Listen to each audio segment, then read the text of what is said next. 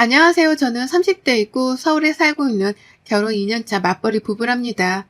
제 본가는 부산인데 제가 취업을 하면서 홀로 서울살이를 20대부터 쭉 했거든요. 세월이 그렇게 지나다 보니까 절대 고쳐지지 않을 것 같던 사투리도 고쳐지고 낯설기만 하던 서울이 편해진 거 있죠? 결혼을 하고서도 여전히 서울에 살고 있는데 한 번도 인생에 큰 굴곡이 없던 제게 결혼은 너무 큰 굴곡이 되어버렸고 제게 상처로 남게 되었습니다. 그래서 구독자님들께 제 사연을 들려드리려 해요. 부산에서 나고 자란 저는 여러 사업을 성공적으로 하시던 친정아빠 덕분에 부족함 없이 살았습니다. 부산에서도 부자 동네로 불리는 곳에서 살았었죠. 그렇다 보니 돈에 대한 어려움을 겪어본 적이 없었고 제가 하고 싶은 건 다 할 수 있었기에 딱히 어려움을 겪어볼 일이 없었어요. 그냥 저는 학생 신분이니 공부만 열심히 하면 되는 거였죠. 그래서 열심히 공부를 했고 제가 원하는 직업을 갖기 위해서 최선을 다했습니다. 저희 부모님은 제가 성적이 나쁘지 않으니 흔히 말하는 사자 직업으로 가길 원했으나 저는 디자이너가 되고 싶었어요. 어려서부터 그런 쪽에 관심이 굉장히 많았거든요. 진로 문제도 약간 의견 충돌이 있었지만 늘 그렇듯 부모님은 결국 제 의견을 존중해 주셨고 그 덕분에 저는 제가 원하던 디자이너가 되어 원하던 곳에 취업을 하게 되었습니다. 대학 입학과 동시에 20살에 바로 서울 상경을 했지만 할 줄 아는 게 없다 보니까 처음에는 그렇게 힘들고 서러웠어요. 제 손으로 음식 한 번을 해먹어 본 적이 없어서 라면 물도 제대로 못 맞추는 제 자신이 너무 한심하게 느껴졌습니다. 그런데 제가 또 하면 하거든요. 어차피 오랜 세월 이렇게 혼자 살아야 하는데 언제까지 징징거리면서 친정엄마만 그리워할 수 없다는 생각이 들어서 전 한식을 배우러 다녔고 자격증까지 따게 되었습니다. 그러다 보니 어지간한 음식들은 집에서 쉽게 해먹을 수 있었고 제가 잘 모르는 음식이 있을 때 검색을 해서 레시피를 보면 아, 이거구나 하고 감을 잡을 수 있었어요. 이런 저를 보고 저희 부모님께서는 대단하다고 하셨죠. 음식을 해먹기 위해 자격증까지 따냐고 말입니다. 근데 이게 처음에는 먹고 살기 위해서 배운 거긴 한데 막상 자격증 준비를 하면서 은근히 스트레스도 풀리고 재밌어서 흥미롭게 했었죠. 이외에도 살림하는 것들 하나하나 제가 알아보고 찾아내가며 그렇게 제 삶을 살았어요. 원래 처음에는 아무것도 못하는 제가 너무 걱정되니까 저희 친정엄마가 서울로 홀로 올라오실까 생각을 하셨습니다. 그러나 저희 아빠께서는 우선 두고 보라고 했다고 해요. 제가 해낼 줄 알았다고 하시는데 그렇게 할 수 있도록 기회를 주고 믿어주는 부모님이 있으니까 제가 한심한 제 자신을 버릴 수 있지 않았나 싶습니다. 취업을 하고서는 내내 평범한 직장인의 삶을 살다가 연애를 시작했어요. 20대 중반에 걸쳐 만난 남편과는 제법 어른스러운 연애를 하는 것 같았습니다. 이전의 연애는 조금 애들 사랑놀이 같았다면 말이죠. 전 그런 점이 너무 마음에 들었고 나이대에 걸맞는 성숙한 연애를 하는 현재의 우리의 모습이 너무 좋았어요. 남편과 3년 넘게 연애를 하면서 당연히 결혼 생각도 하게 되었습니다. 30살이 되면 하자고 늘 그렇게 말을 했었죠. 30살이 다가올 때쯤 이제 서로의 경제적인 부분에 대해서도 공유를 해야겠다 싶어서 제가 남편에게 진지하게 물어봤습니다. 현재 모은 돈은 어느 정도 있고 집에 들어가는 돈이 있는 건지 독립을 완벽히 한 건지와 빚은 없는 건지 등등에 대해서 물어봤어요. 오늘은 우리 미래를 위해 아주 진지하게 얘기를 해보실까요? 우리가 30살쯤 결혼하기로 했고 그 나이가 다가오고 있으니까 이제 서로 경제적인 부분에 대해서 공유해야 한다고 생각하거든. 그래서 현재까지 모은 돈이나 빚이 있는지 없는지도 공유하고 집에 따로 돈이 들어가는 건지 아니면 완벽하게 독립을 한 건지 이런 것들을 서로 공유했으면 좋겠어. 아, 그치. 당연히 공유해야지. 나도 그렇게 생각하고 있었어. 근데 너무 갑작스러워서 당황스럽긴 하네. 당황스러울 게 뭐가 있어. 있는 그대로를 오픈하는 건데 내가 말 꺼냈으니 나부터 할게. 나는 내 앞으로 30평대 아파트 부산에 하나 있고 모은 돈은 1억 6천 있어. 그리고 빚은 따로 없고 집에 들어가는 돈도 아예 없이 경제적으로 독립했어. 당신은? 아니, 당신 돈 정말 잘 모았네? 그리고 집도 있었어? 아빠가 주신 건데 그거 세받는 것도 있고 버는 것도 있었지. 근데 그런 거에 비하면 많이 모은 것도 아니지. 내가 잘 쓰기도 하니까. 아, 내가 말하면 당신 실망한 것 같은데? 괜찮아. 애초에 서로 능력 보고 만난 것도 아닌데, 뭐, 상황을 알아야 계획을 세우고 우리도 결혼 준비를 하지. 그래. 그럼 나는 모아놓은 돈은 여기 보이겠지만 4천만 원 정도고 집에 들어가는 돈은 따로 없긴 한데 가끔 엄마 용돈 드릴 때 있긴 하고 빚은 8천만 원 있어. 어? 아니 다른 걸 다 떠나서 빚이 왜 8천이나 있어? 아, 내가 철없을 때 차를 무리하게 할부로 샀는데 그거 아직 갚고 있거든. 실망했지. 솔직히 실망스럽긴 하네. 나보다 한 살 많은데 아무리 그래도 4천만 원 뿐이고 빚이 배로 있다고 하니까 막막하긴 한데 뭐 어떻게 할지 잘 생각해보자. 저는 이날 너무 놀랐습니다. 왜냐면 남편이 저보다 한 살 많은 걸 다 떠나서 평소에 경제관념이 완전 바뀐 사람처럼 행동을 했었거든요. 사실 제 또래에 비해서 저는 저축을 많이 해둔 상황이었습니다. 제 친구들과 비교를 했을 때요.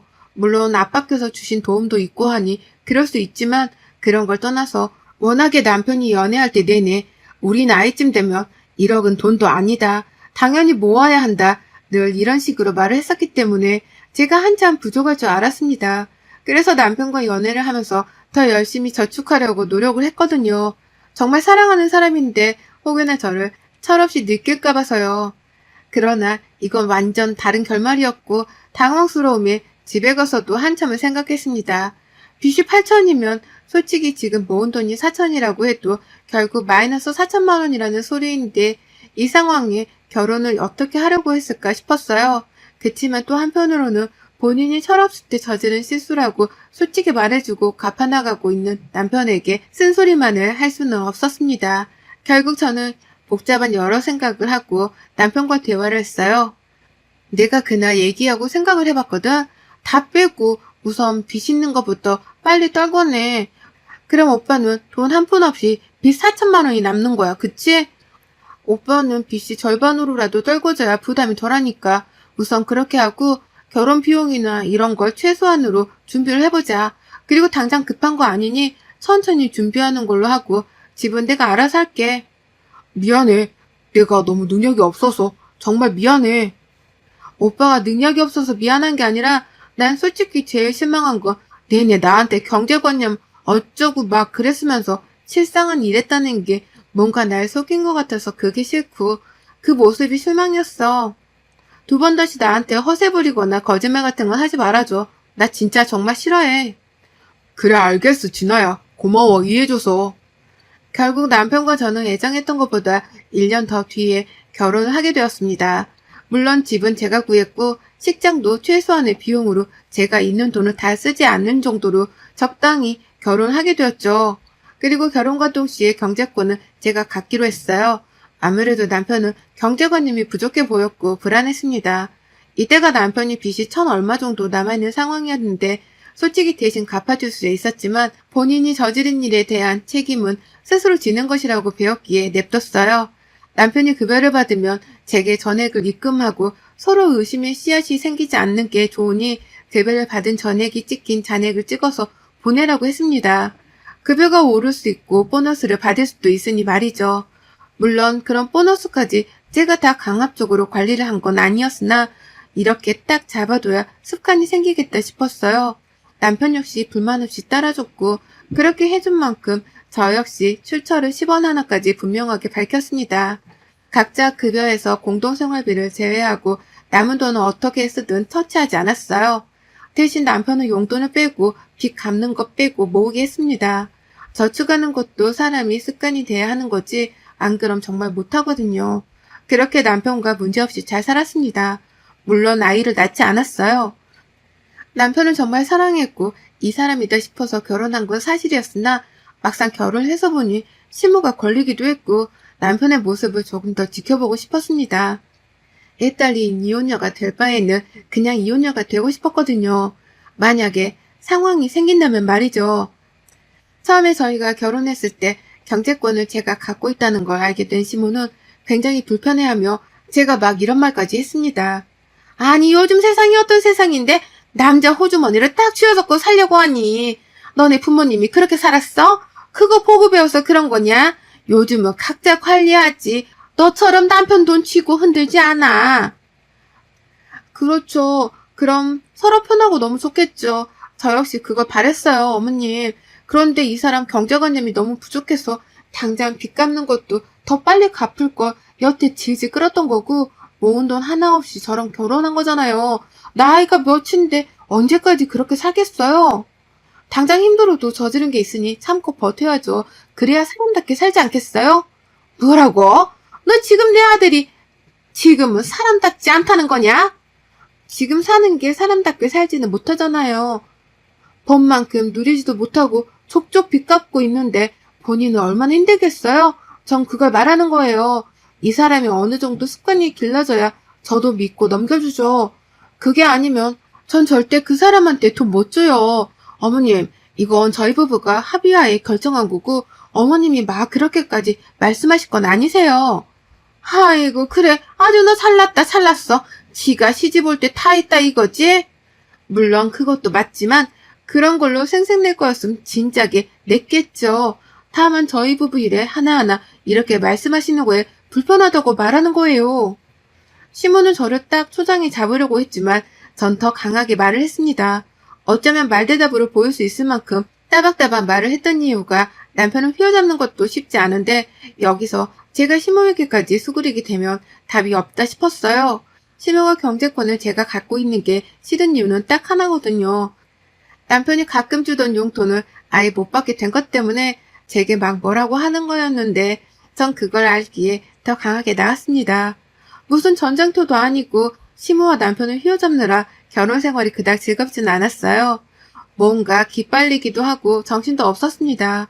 제가 일을 잘 다니다가 잠깐 휴직을 한 기간이 있었어요. 이직 준비를 하면서 뭔가 준비할 게 있어서 4개월 정도를 쉬었었죠. 그런데 이 4개월이 제 인생을 180도 바꿔놨습니다. 제가 집에 있는 걸 알고서부터 시모가 자주 오셨고 점심 먹자 하기도 하고 저녁 먹자 하기도 했어요. 이 말인즉슨 본인이 지금 갈 거니까 밥을 차려라는 말이었죠. 한두 번이야 차려줄 수 있는데 일주일에 거의 3-4번씩 와서 저러니까 너무 싫었습니다. 그런데 어느 순간부터 이상함을 감지했어요. 시모는 저희 집에 한두 번 온 것도 아니면서 매번 새롭다면서 별 핑계로 저희 집을 많이 둘러보곤 했습니다. 그럴 때마다 전 상을 차리고 있어서 별로 신경 쓰지 않았죠. 딱 이상함을 감지했던 순간이 제가 시모가 왔다 가고 다음날에 외출을 하려고 준비를 하던 중 드레스룸에 가서 평소에 애정하던 시계를 차려고 보니까 없는 겁니다. 근데 제가 결벽증까지는 아닌데 물건 쓰면 제 물건을 무조건 제자리에 두거든요. 특히 고가라면 말이죠. 덤벙거리는 성격이라 잘 잃어버려서 꼭 그러는 편이라 절대 없을 리가 없는데 없었고 이상하다 싶어서 다른 것들은 찾는 게 몇 개가 없다는 걸 알았어요. 먹거리, 팔찌, 시계가 사라졌습니다. 의심하고 싶지는 않았지만 저희 집에 왔다 갔다 하는 게 시모뿐인데 의심을 또 안 할 수가 없잖아요. 유달리 드레스룸이 예쁘다면서 대단하다면서 자주 들여다보던 사람인데 말이죠. 어이가 없었는데 대체 이걸 어떻게 잡아낼까 싶었습니다. 그리고 또 한편으로는 아닐 수도 있으니까 괜히 색안경 끼고 보지 말자고 생각을 했어요. 대신 시모가 집에 오면 행동을 조금 유심히 봐야겠다 싶었습니다. 역시나 며칠 뒤 또 시모는 집으로 왔고 딱 현장을 잡아야지 하는 순간에 하필 집에 누가 와서 얘기하느라고 못 받고 시모가 혼자 있게 되었죠. 근데 현관문에 나가서 얘기한 시간이 그렇게 길지 않았어요. 한 5분도 안 걸렸던 것 같은데 시모가 막 급히 안방에서 나오더니 어색한 말투로 말했죠. 저기 뭐야? 저거 이불이 이쁘네. 저번에도 저거였냐? 네가 다른 건 몰라도 저런 건 꾸미는 건 잘하는 것 같아. 어디 거니? 비싸? 아, 네. 안방에 계셨어요? 아니 잠깐 슬쩍 본 거야. 내가 니네들 침실에 뭐하러 들어가 있겠어. 아, 근데 내가 약속 있는 걸 깜빡했더라. 어쩌냐? 가봐야 할 것 같은데. 어머님 식사하신다고 해서 다 차렸는데 가신다고요? 깜빡했어. 내 나이가 되면 다 그래. 가볼게. 시모의 당황스러움에 저는 뭔가 불길했어요. 너무 급하게 집을 나서길래 아무래도 이번에는 뭔가 대단한 거 훔친 건가 싶었습니다. 안방을 둘러보면서 대체 뭐지 생각을 해봤어요. 틀린 그림 찾기도 아니고 이게 뭐하는 짓인가 싶었는데 딱 그때 뭘 가져갔는지 알았습니다. 부부 침실에 있던 스피커인데 그게 조금 고가였어요. 근데 세상에 그걸 훔쳐갖고 제 화장품들을 가져간 걸 알았습니다. 더 이상 참을 수가 없어서 남편에게 말했어요. 어머님이 매일같이 집에 오셔도 나 군소리 없이 식사 차려드렸고 며느리 노릇 다 했거든? 근데 어머님은 오시는 이유가 따로 있었더라? 앞뒤 다 자르고 뭔 소리야 뜬금없이. 내 주얼리의 시계부터 시작해서 쓰던 화장품에 침실에 있는 스피커까지 하다못해 컵에 그릇까지 자꾸 훔쳐가시던데 더 있는데 내가 모르는 걸 수도 있고 이걸 어떻게 넘길까 내가? 한두 푼도 아니고 다른 사람도 아닌 시어머니가 며느리 물건을 훔쳐가는 걸 내가 어떻게 받아들여? 당신 미쳤니 정말? 내가 진짜 다 그래 해주니까 만만해? 내 엄마를 지금 도둑 취급하는 거냐? 그래 너 정말 잘났고 부잣집 딸내미 호강은커녕 개고생만 시켜서 내가 아주 미안해 죽겠는데 엄마는 건들지 마. 진아야 선 좀 넘지 말라고. 막말로 너 증거 있어? 너 이 말에 책임질 수 있냐고. 발끈할 게 아니라 팩트체크를 해봐. 당신이 양심이라는 게 살아있다면 본인 입으로 실토하겠지. 그리고 이런 일에 엮이고 싶지도 않으니까 좋게 말해서 다 돌려놓으시라고 해.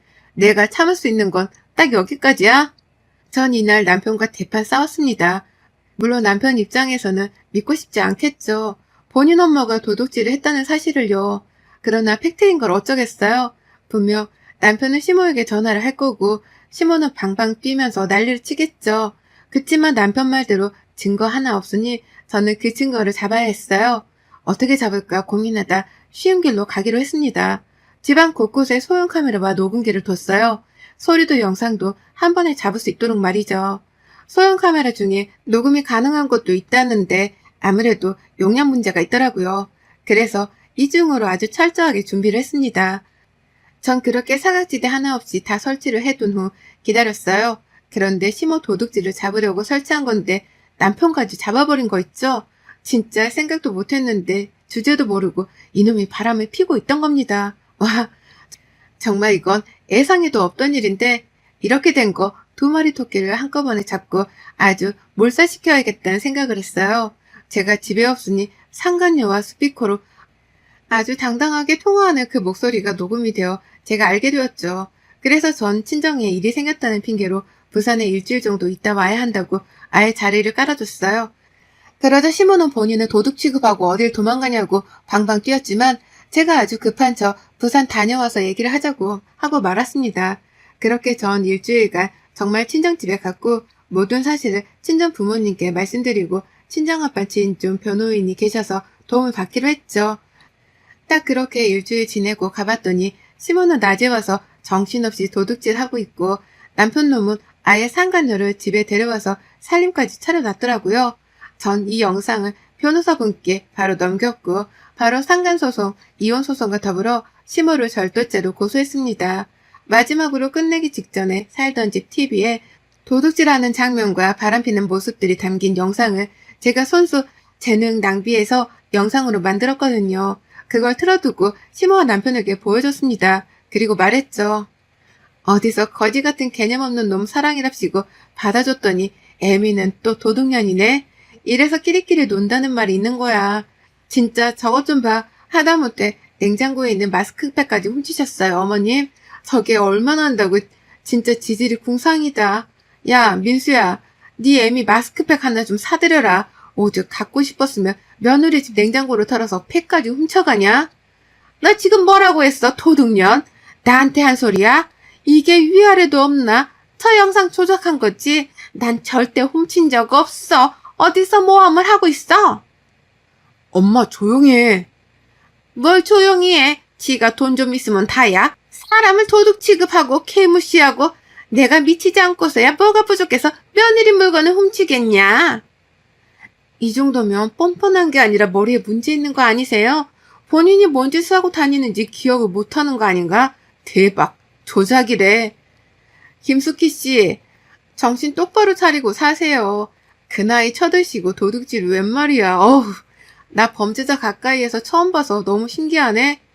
전 그렇게 시모와 남편에게 시원한 복수를 해주고 남편 눈 짐을 확 던지며 쫓아냈어요. 그러나 남편은 이혼하면 본인이 손해라는 거 너무 잘 알았기에 빌고 또 빌고 매달렸죠. 그러면서 시모에게 제발 조용히 하라고 언성을 높였어요. 여보, 진짜 미안해. 2번 다시 안 그래. 저 여자 꽃뱀이야. 내가 홀린 거라고. 바로 정리하고 살게. 진짜 미안해. 엄마 일도 내가 대신 사과할게. 꽃뱀이고 나발이고 어디서 그 더러운 손으로 내 몸을 만져? 당장 네 도둑 애미 데리고 내 집에서 나가. 1분 안에 안 나가면 바로 경찰 부를 거야. 이때 시모가 제 뺨을 치려고 하길래 손목 딱 잡아서 막아버리고 제가 뺨을 쳐버렸어요. 아니 꼴이 성질만 더러워서 감히 누구 얼굴에 손을 대? 나가라고요. 내 집에서 더 험한 꼴 보기 싫으면. 그 뒤로 이혼소송뿐 아니라 상간소송에서도 위자료를 아주 두둑하게 챙겼어요. 또한 시모에게는 절대 합의를 해주지 않았고 결국 처벌을 받게 되었습니다. 전 지금은 이혼하고 아예 돌싱의 삶을 즐기면서 살고 있는데 한편으로는 시간이 아깝다는 생각이 들지만 후회는 하지 않으려고 해요. 사랑했던 건 사실인데 후회를 자꾸 하면 제 마음이 더 힘들더라고요. 그냥 깨끗하게 잊으려 하고 생각나면 욕하면서 살고 있답니다. 여러분의 생각은 댓글로 남겨주세요.